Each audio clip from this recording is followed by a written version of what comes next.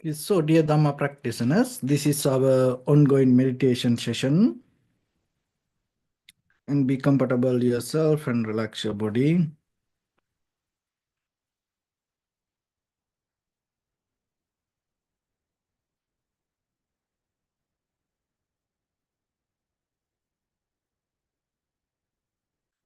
So let me get connected with our other network. Then we're ready to start the session for today.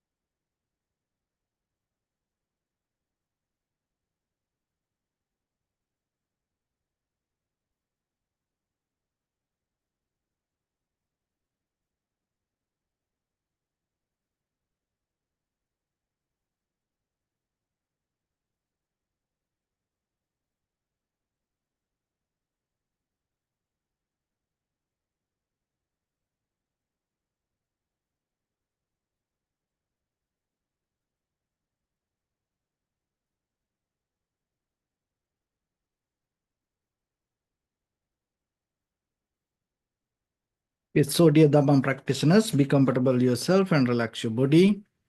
And keep your back straight, neck head straight in one line and your right palm on your left. So gently close your eyes and bring your attention to this bell sound. And while you're focusing to the sound, mentally relax your body, relax your mind, and relax your breathing with your thoughts. So do nothing extra. Just follow the sound, please.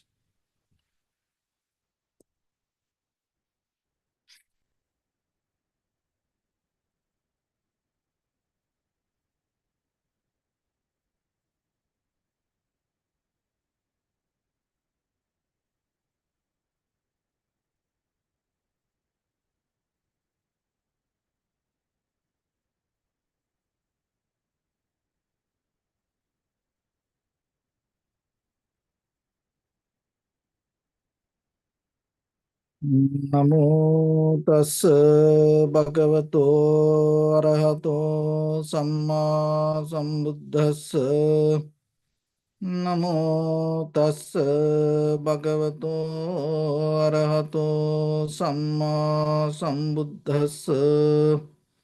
Namo tassa bhagavato arahato samma sambuddhassa. Homage to the Blessed One, the Exalted One, the fully enlightened One. So, dear Dhamma practitioners,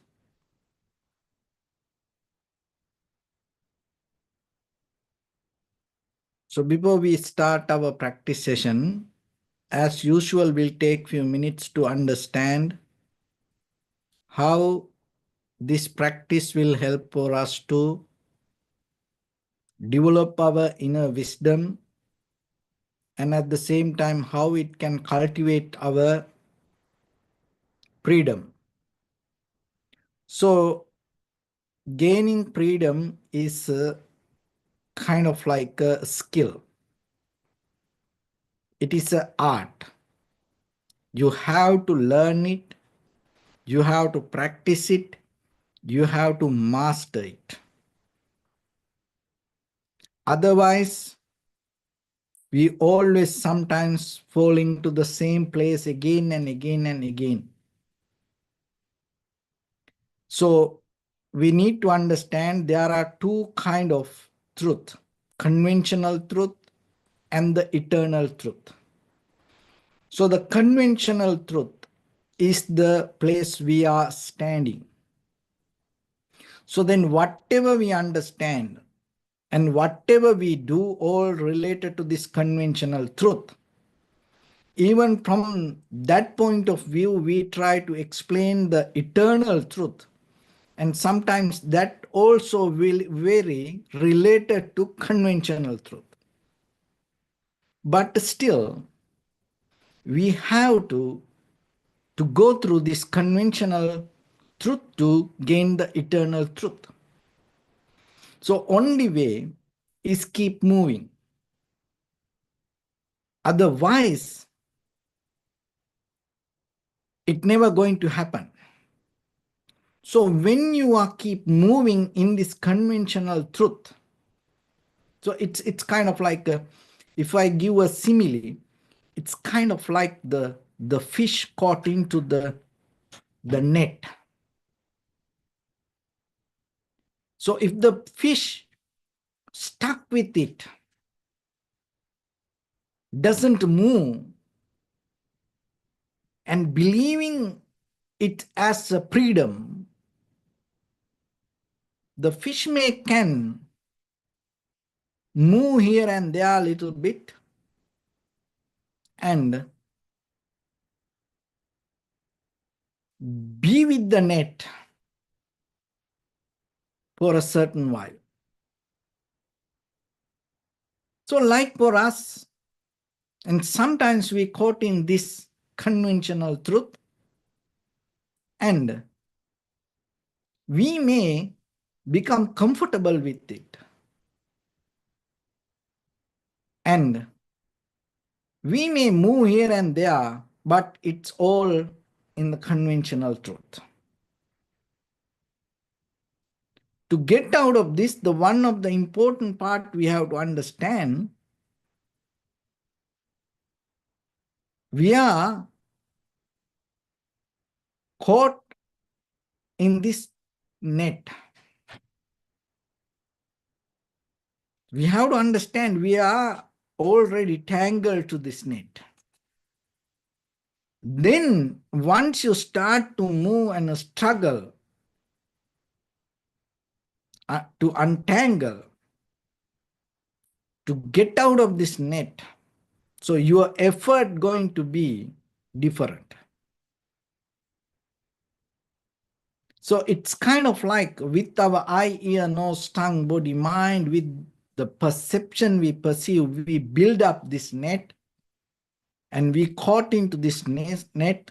And because of that, in the conventional world, we are constructing our life day by day with the desires. So now what you need to do, you have to deconstruct your world. So deconstructing is not easy. It need to go through a process. Look at the Prince Siddhartha, how he deconstructed his world. So he was a prince and he had a very luxurious life. He was a real man and he was a father. He was a loving husband. And this constructed world with concept, oh, you have to be like this. He already had that all. So that was his net. And the society gave the ideas. Culture, tradition, give us concept. So once you follow the concept, or once you start to believe the concept, once you start to accept the concept, that's mean you are caught into the net. So look, the Prince Siddhartha, he left the palace, left his wife, left his child, and he left all the social validations, and he left his all the wealth, and he left all the comparison,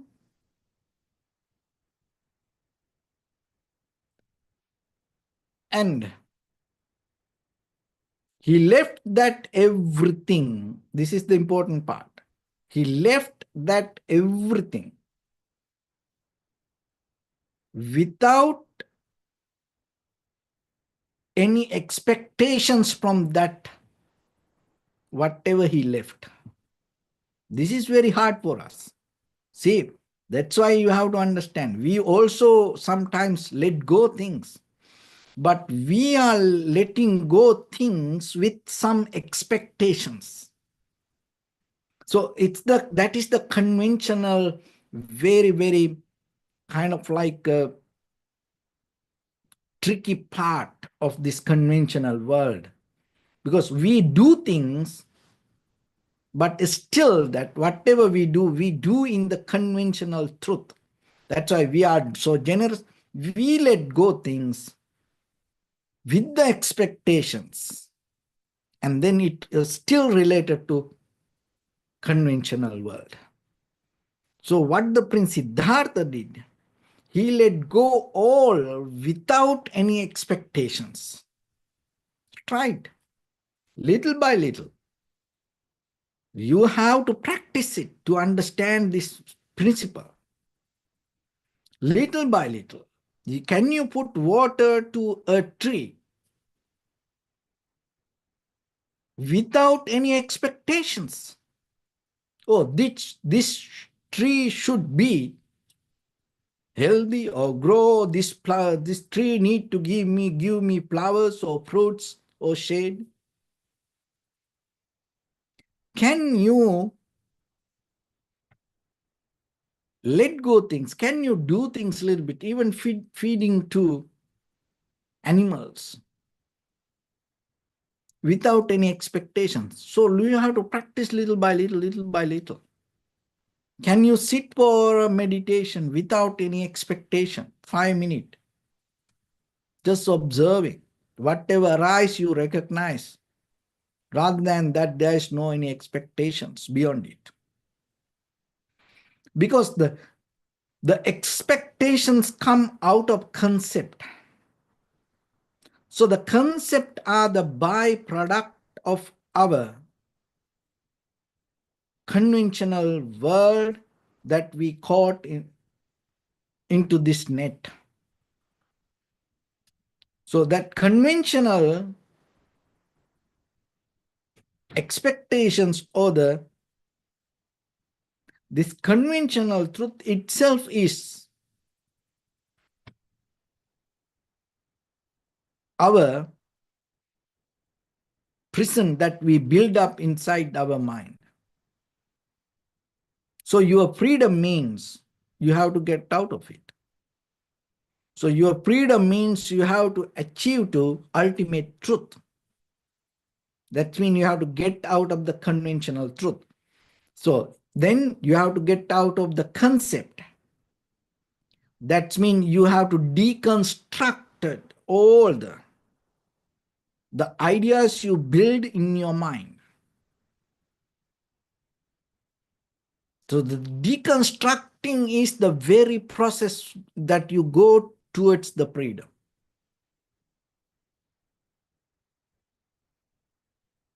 That's the principle that you have to develop. So then, when you come to that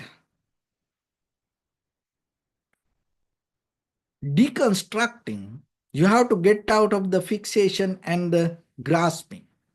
Because the construct nature, the glue things together, fixation and grasping. So from where the fixations coming? Through the ideas, concept. So from where the concept come? Concept come from the desires, viewpoints. So from where that our viewpoint get nourished? From our culture, tradition, from our learning, schooling. It can come from many ways. So nothing wrong about it. But it never going to take you to freedom.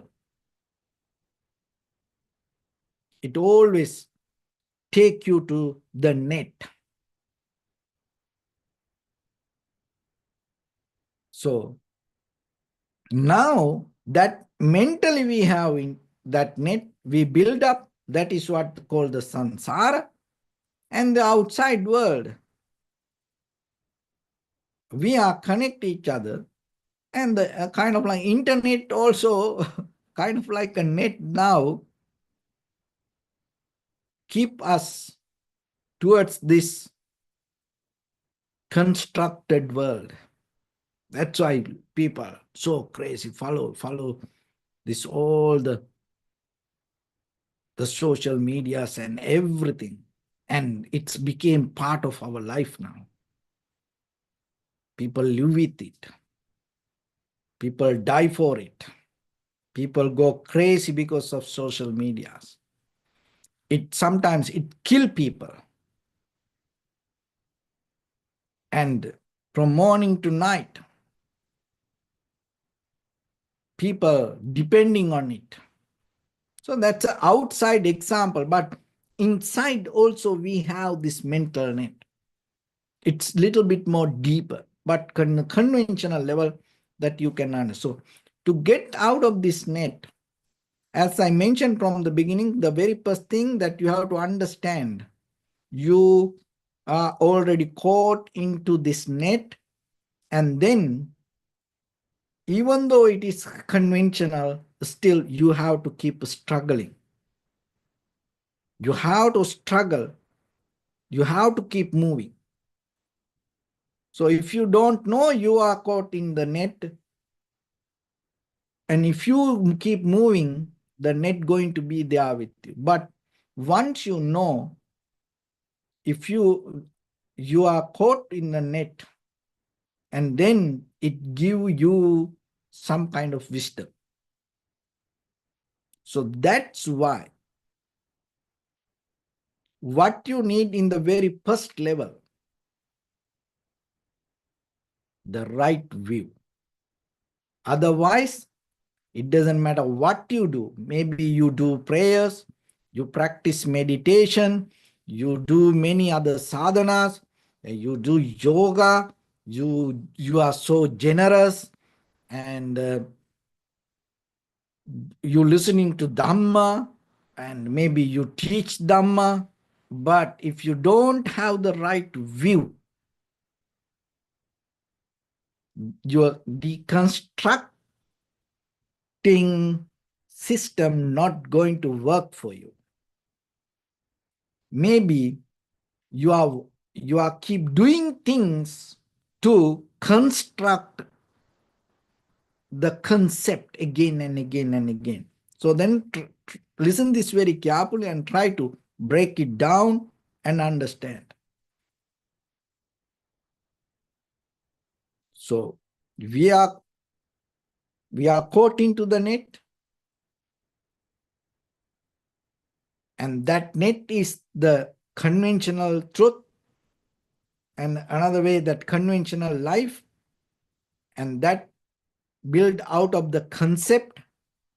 So what we need to do, we have to deconstruct this world.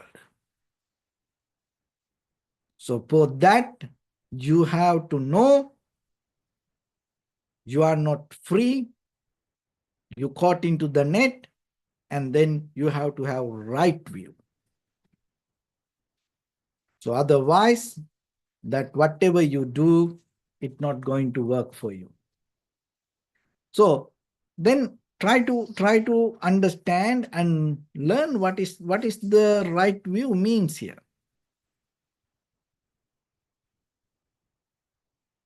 So that's why we do these kind of sessions, and that's why you have the opportunity yourself to learn and practice. So when it comes to this, what is right view? Of course, there are many ways that talk about it, and very basic principles. So I will give you today certain details related to right view. And then basically, if you start to study a little bit about it, you may understand a little bit deeper Dharma. Because when it comes to Dharma, there are three patterns. There are three steps. One is called Sanjanati. Sanjanati means the very surface level of knowledge and understanding. The very basic level with your eye, ear, nose, tongue, body, mind, with the perception, conventional world, ordinary level, common sense. Sanjana. So we need that. But that is not enough. That's never going to take you to deconstruct this concept we build in our mind. So then the next one called the Abhijanati. Abhijanati means with the effort, energy, with the faith towards the wisdom, with mindfulness, with the awareness, you practice, and then you go a little bit deeper. So remember, itself it's not going to go. No, you have to have the effort. So the effort need to be with the faith, conviction, the trust, but the trust or the conviction or the faith should facilitate with the view, right view. That right view need to lead towards the wisdom, not somewhere else. Of course, when you have the faith to do something, when you have the energy to do something, when you have the mindfulness to do something, go towards the wisdom. That itself the right view. So, once you have this development little by little, little by little, you will see how your deeper understanding slowly going to shift to different level. So that itself is the freedom that you gain, deconstructing yourself from inside your mind. So that is the very purpose of this introspection or the vipassana, deconstructing all the concept we build in our life. So based with the right view, not something believing or not something with the imagination, not about hoping something, no, with the right view. So then what is right view? When it come to that, to become very clear with the right view, there are few steps. One is try to know about what is Four Noble Truth. Anywhere this information available now. So give a one day, just study what is Four Noble Truth. Get into that basic knowledge, Sanjanati. So it will take you, once you know very clearly Four Noble Truth. So the first noble truth is the suffering. The second noble truth is the cause of suffering. The third noble truth is the end of the suffering. The fourth noble truth is the path. Dukkha, Samudaya, Nirodha, Magga. So those are the Four Noble Truths. So then the end of the Four Noble Truth, the Magga or the path to end the suffering, connected to Eightfold Path. So the Eightfold Path is directly related to actions. So it's the, when it comes to Eightfold Path, right view, right intention, right speech, right action, right livelihood, right effort, right mindfulness, and right concentration. That information already there. So you know there is nothing that you can add to Dhamma. Only thing is try to learn it because it's already there. What we do here, we are trying to mapping it, putting the whatever the information they are putting into a certain level and try to understand it, not adding something to it, not try to taking away from them. It's already there. So that's why give a one day and learn what is Four Noble Truth. Go to details. And then you become very clear about it. And then the very next day, try to understand what is Eightfold Path. And then you go a little bit more deeper. So there are more basic principles that you have to understand to become very sharp with this right view. Because most of people, what happens, the most of people stop. When it comes to right view, the most of people stop with the Four Noble Truth. And they think, that's it. That is right view. And they just learn just by details, that's it. Even they on the Sanjanati, on the surface level, they take very, very first step. But there are another few things that you have to learn when it comes to right view. You strengthening right view, because once you strengthening right view, what happens? The direction you move going to become more and more clear. The effort you put become very strong. And the faith you develop towards the wisdom going to become more sharp. So another thing is when it comes to right view, try to learn about dependent origination. Because the dependent origination talk about the birth, death, and the rebirth. And then as a result of understanding dependent origination, you are capable to know about the birth and the rebirth. And so in between that, the death, and not only that, you are capable to understand the ignorance, the power of the ignorance and reason why the ignorance is there. That is the beauty of dependent origination.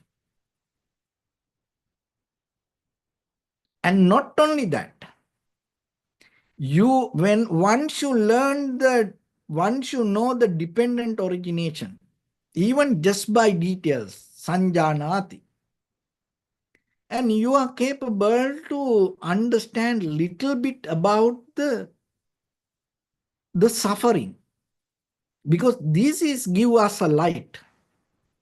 Why most of time when the suffering come to us, we don't see the relationship that we have with the suffering. The most of time we look the reasons from the outside world that take us to make our life more difficult. That means it take us to to get tangled with the net more and more and more rather than becoming free from it. So that once you learn the dependent origination, comprehension of dependent origination, the very relationship, it is not one by one go. This all together, because it is not after your ignorance, then your mental formations arise. Only practice point of view, we go by details, one by one. But when the things happens, it interdepending. The most of time people think that when you turn on the switch, the light comes. That is how we think. But it is not after. It is not after you turn on the switch, the light comes.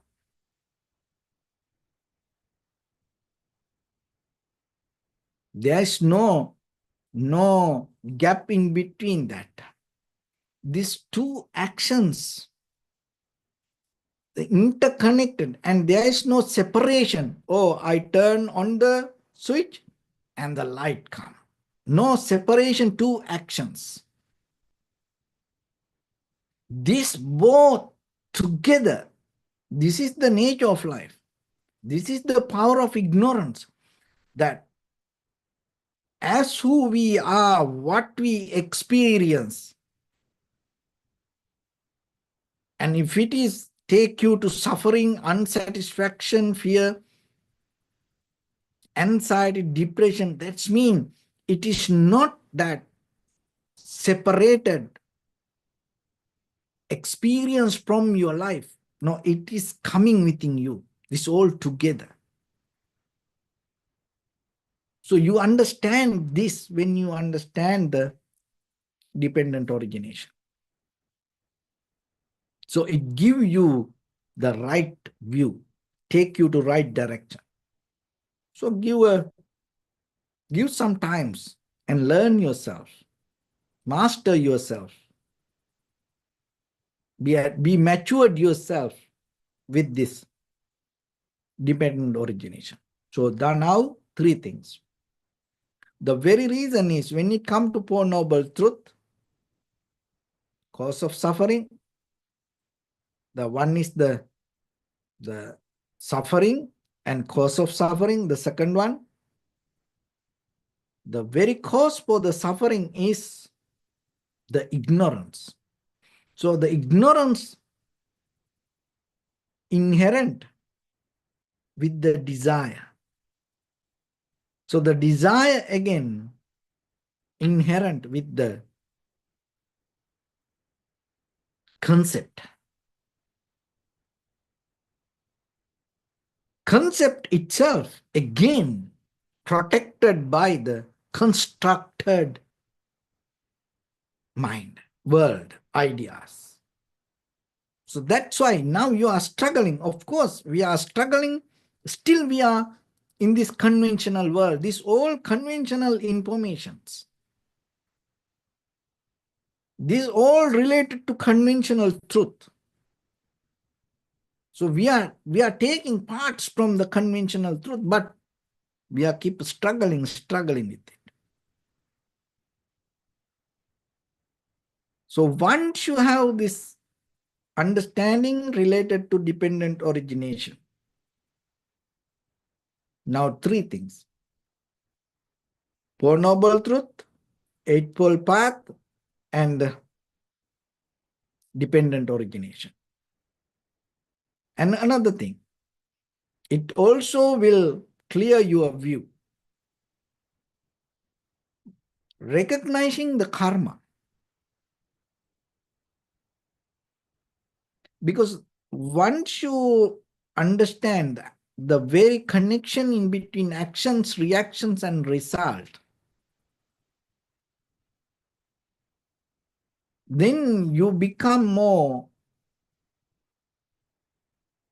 mindful, and at the same time, you develop some kind of self-discipline. And once you have that self-discipline, it will help you to have the clarity in your mind. So, and that is where another way that you get out of the idea of I am. Because there is nothing inherent, permanent, solid, unchangeable entity. So we go to the next one then, accepting the impermanence. Rather than proving, rather than trying to look for something, accept impermanence. Look into your own life. Even though in the conventional world, we use the name I am, the self, self-centered mind, self-motivation.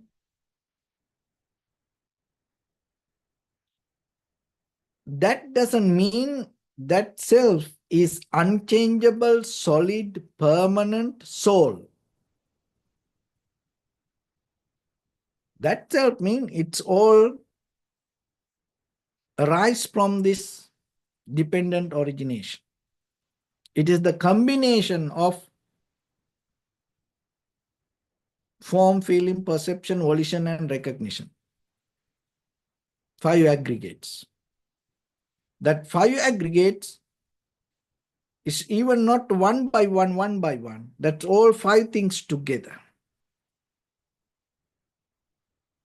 That is what we just put a label on it as self, but that also in the conventional knowledge. So we use it. Rather than grasping, clinging to it, hold it to it, we just use it to understand it. So, impermanence. All conditions, things impermanent. There's nothing going to be solid in this entire universe. So take some time and try to absorb it to yourself. Accept it. Welcome the change. Appreciate the change. Be with the change. Don't resist the change. Don't hate the change. Open your heart, open your arms to the change. Rather than fighting and wrestling with the change, give a hug to the change. Be comfortable with the change. Don't feel when the change happens, don't feel uncomfortable. Don't take the change as an enemy. Take the change as the most trustworthy friend.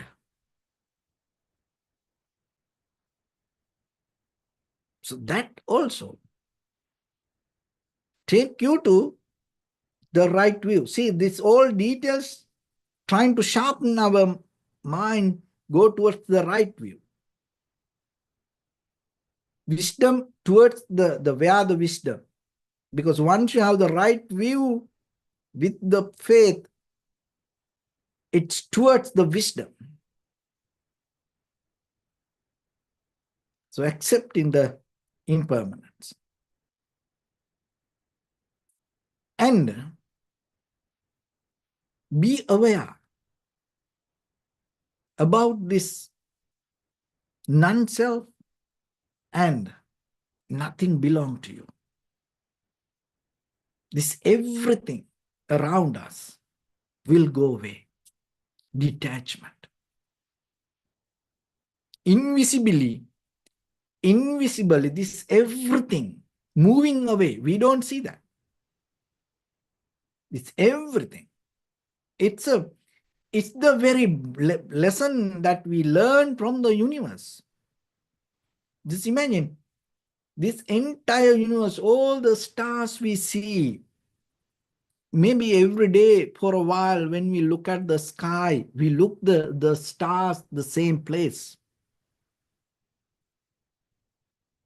But we all know this, all the stars moving very, very fast. It's unimaginable. It's ungraspable speed. It moves so fast. It's going away from us. Same like head to toes, this each and every cell in our body.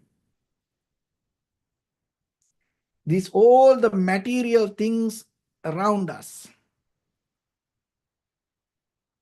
This everything moving away so fast from us.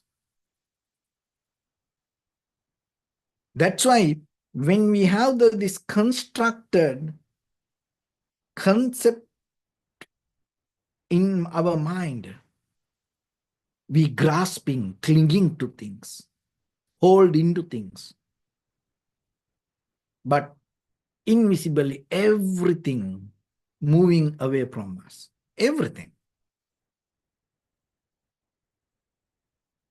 Even the body. So then take some time. Be with that. Absorb it. Don't resist.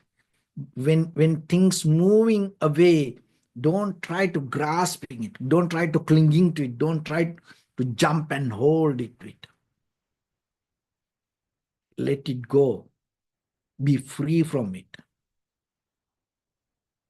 You be free from it. Let it be to free from you. So that way, your view regarding the Dhamma you practice become crystal clear. So then always remember, whatever you do, the base is the right view. So don't struggle just moving. First, get into the right view. So that's going to take you to very meaningful practice. So when it comes to right view, there are basic principles that you have to study already. That is the Dhamma. So that is what the Buddha taught. So that is where you become a follower of the Buddha. That is where your practice is going to become more easy, sharp, and clear. And that is where it's going to take you to the right destination. But unfortunately, what's happening to us? Even though that we have already crystal clear, this map take us to the right destination. When it comes to our conventional life, the very first mistake we do, we don't understand. We are already caught up in this net. Another thing is we don't understand that whatever the ideas we build up is belong to this conventional truth.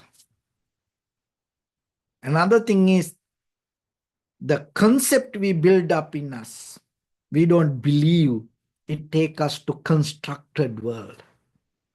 Remember, concept will never take you to deconstruct the world.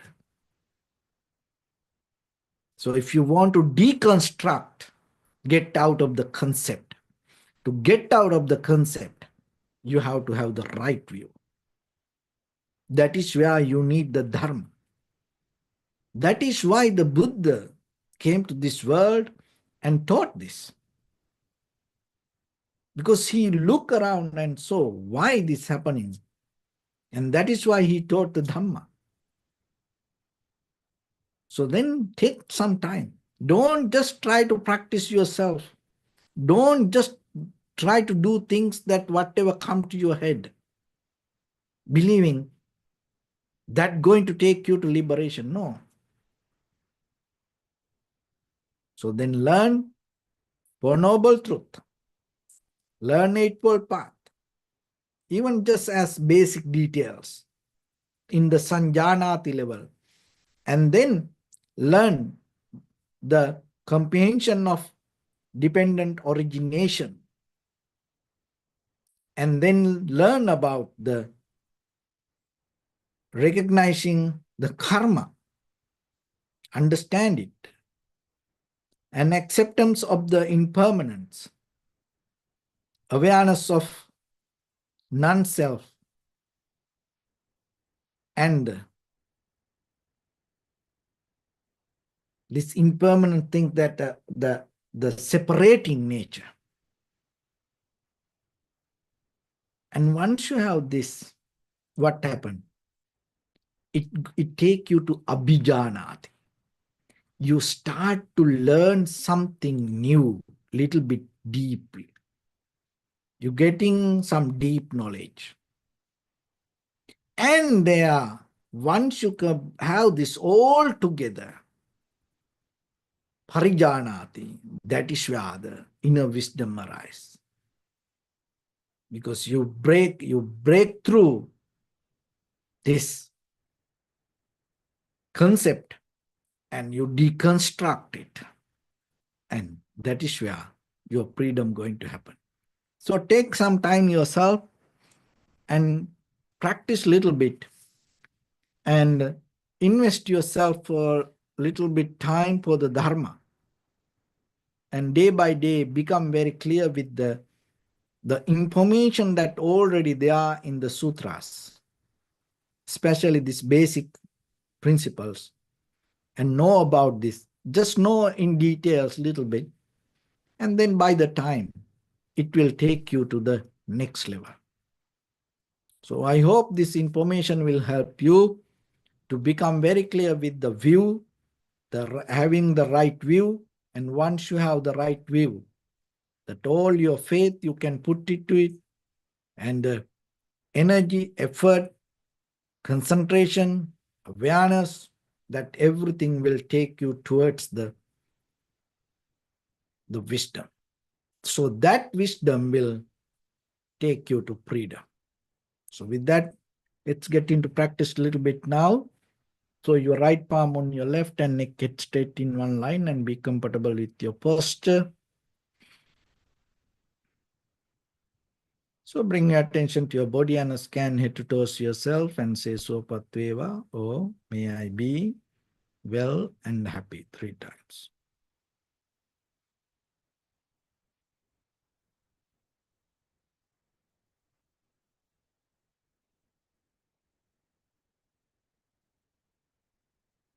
Take a moment and think. We gathered here in this moment to practice this ancient meditation technique. All the Buddhas, all the enlightened masters followed this path and achieved wisdom. So we also gathered here to accumulate that knowledge.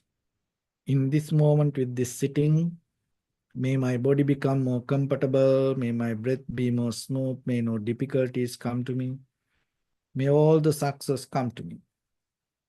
Also think for a moment, this is the last moment we're spending in this very lifetime, and detach your mind from any kind of past memories or any future thoughts. Just try to remain in the present moment, observing the sensation of your inhalation and exhalation. So in the beginning, deeply and gently breathe in, breathe out 3 times, please. And find the sensation.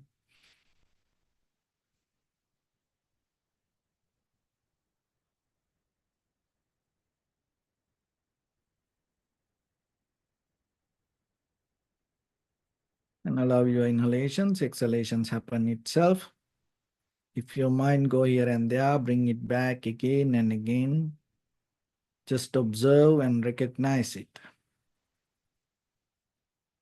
Let your inhalation, exhalations happen itself as it is. Do nothing extra.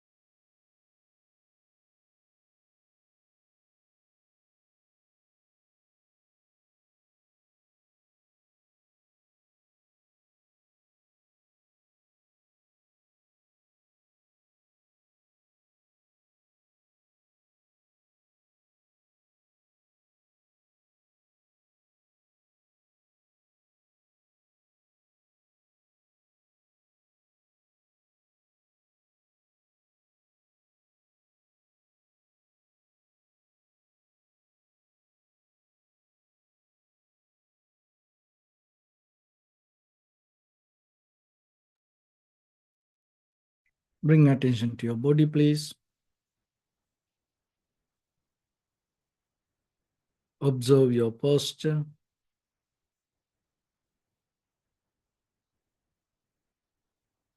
We cultivate loving kindness and compassion in our heart and radiate it as a light through entire your compound, village, city, state, country, world, around this universe. Also as far as you can through galaxies, other planets, stars. Reminding yourself like this.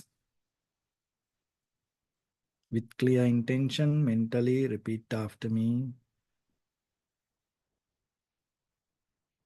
May all living beings in this universe be well and happy.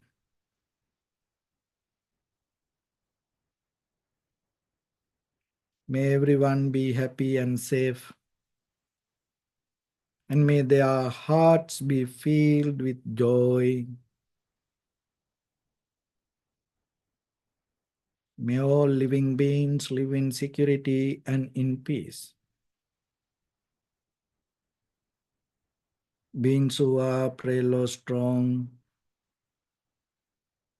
tall or short, big or small,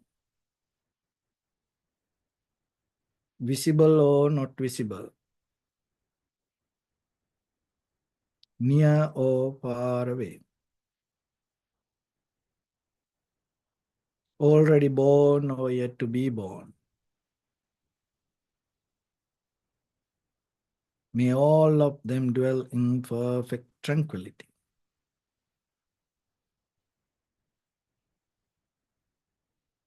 Let no one do harm to anyone.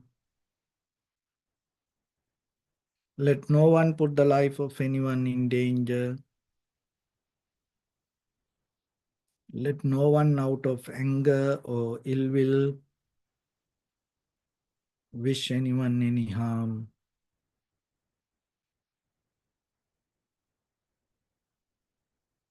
Expand the loving kindness and compassion beginning from your heart, forward,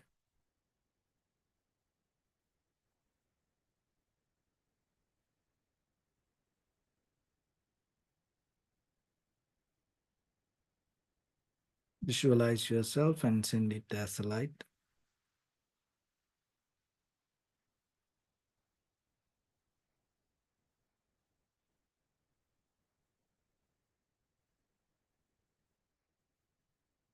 To your backside.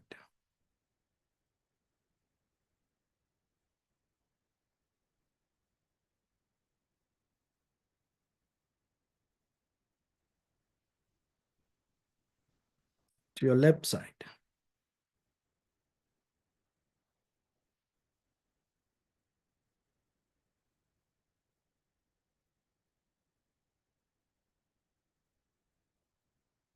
And to your right side.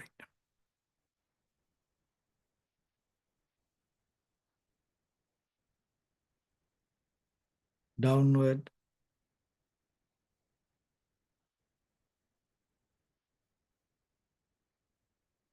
and upward.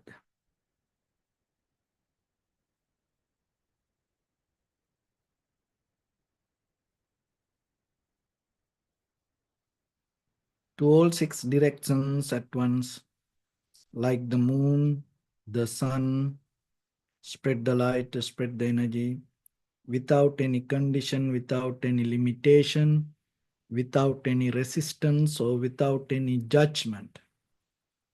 Let your heart to shine with the loving kindness and compassion from the bottom of it, with the maximum effort to the highest. Wishing yourself, may all living beings in this universe be well and happy.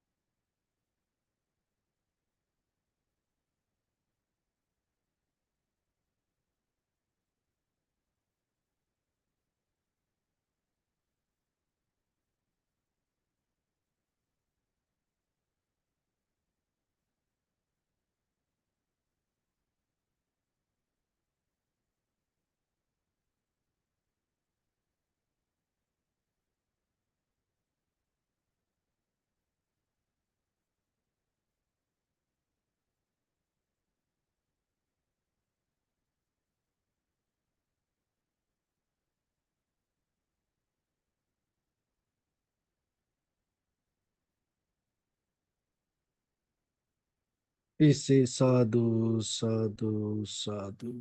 So first of all, we offer this practice to the great qualities of the Buddha, Dhamma, and the Sangha. Also, by the power of this meritorious deed, may all of us attain to the supreme bliss of Nibbana. May all your guardian angels and deities will receive these merits and increase their longevity and protect all of you from any kind of planetary influences or any ill effects. Ettavata cha amnehi sampadang punya sampadang sabbe deva numodantu sabba sampatti siddhya sabbe bhuta numodantu sabba sampatti siddhya sabbe satta anumodantu sabba sampatti siddhya Imaya dhammanu dhamma patipattiya buddhang pujemi dhammang pujemi sanghang pujemi Addaya imaya patipattiya jati jara vyadhi maranam ha paribunjisami Idamme punya kammang asavakkaya vahang hotu sabba dukkha pamuncatu. Bless you.